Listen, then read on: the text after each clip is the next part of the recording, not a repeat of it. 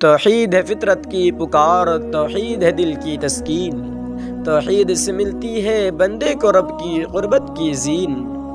توحید صرف ایک عقیدہ نہیں بلکہ پوری زندگی کا رخ ہے۔ یہ صرف زبانی کلمہ نہیں بلکہ دل کی گہرائیوں میں رچی ہوئی ایک صداقت ہے جو انسان کو مخلوق سے نکال کر خالق کی طرف لے جاتی ہے۔ توحید کیا ہے؟ توحید یہ ہے کہ صرف اللہ کو خالق، مالک، رازق، مختار کل مانا جائے۔ دل، دماغ، زبان اور عمل سب میں ایک اللہ کی بندگی اور اس کی اطاعت کا اقرار کیا جائے۔ یہی وہ پیغام ہے جو تمام انبیاء لے کر آئے۔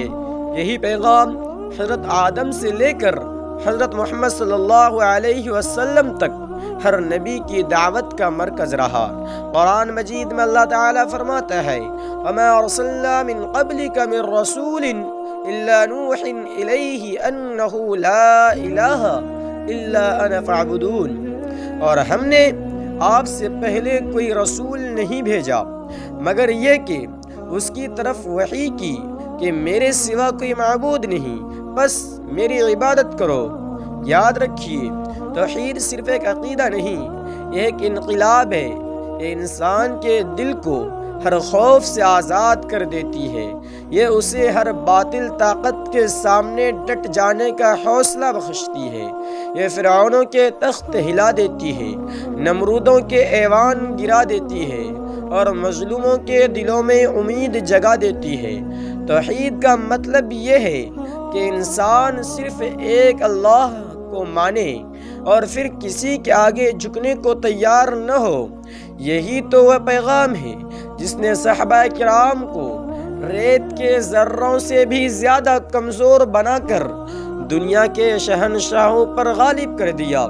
توحید ایک غلام کو فرعون کے سامنے لا کھڑا کرتی ہے۔ وہ کہتا ہے فَفِرُّوا إِلَى اللَّهِ، اللہ کی طرف دوڑو۔ یہی توحید ہے جو حضرت ابراہیم کو آگ میں کودنے کا حوصلہ دیتی ہے۔ یہی توحید ہے جو حضرت موسیٰ کو فرعون کی سلطنت سے ٹکرا دیتی ہے۔ یہی توحید ہے جس نے حضرت بلال رضی اللہ عنہ کے لبوں سے نکلنے والے احد احد کو تاریخ کا نعرہ بنا دیا۔ افسوس، صد افسوس، آج ہم زبان سے تو توحید کے دعوے کرتے ہیں مگر ہمارے عمل شرک کے بوجھ تلے دبے ہوئے ہیں۔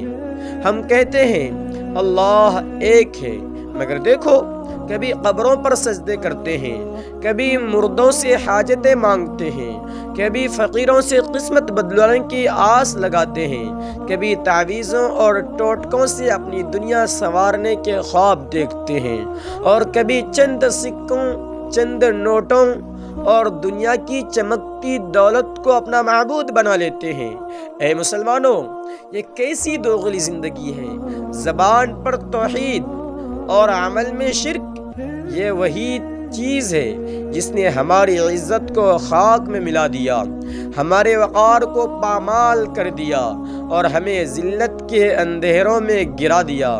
توحید کا مطلب یہ ہے کہ دل کا سہارا صرف اللہ ہو، نگاہوں کا مرکز صرف اللہ ہو، ہاتھ صرف اسی کے آگے پھیلیں اور پیشانی صرف اسی کے در پر جھکے۔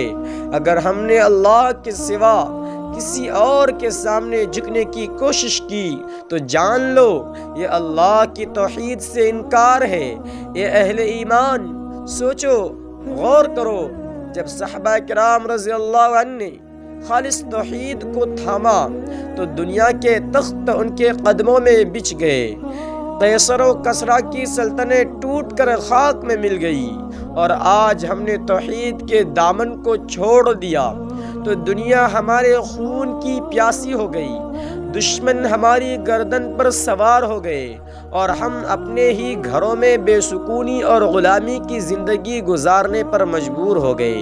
حضرات، یاد رکھو، اگر کامیابی چاہیے، اگر عزت چاہیے، اگر امن و سکون چاہیے تو اس کا راستہ صرف ایک ہے اور وہ ہے توحید۔